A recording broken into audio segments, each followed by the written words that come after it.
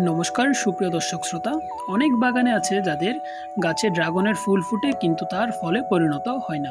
এর প্রধান কারণ হলো পরাগায়ন, অর্থাৎ ড্রাগন ফল গাছে কৃত্রিম পরাগায়ন করতে হয়। তা না হলে গাছের ফুল ফুটবে কিন্তু তার ফলে পরিণত হবে না।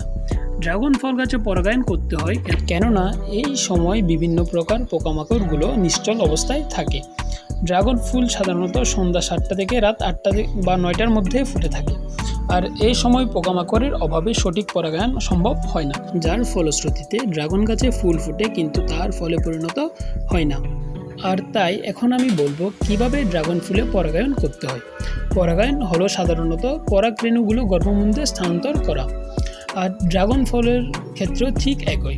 যখন ড্রাগন গাছে ফুল ফুটবে তখন ভিডিওতে দেখানোর পদ্ধতিতে চারিপাশের পরাগরেণুগুলো সংগ্রহ করে ফুলের গর্ভমুণ্ডে স্থানান্তর করতে হবে।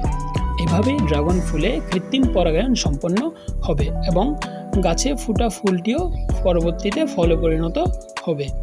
আর এই পরাগরেণুগুলো গর্ভমুণ্ডে স্থানান্তর করার জন্য একটি ছোট তুলি ব্যবহার করতে হবে।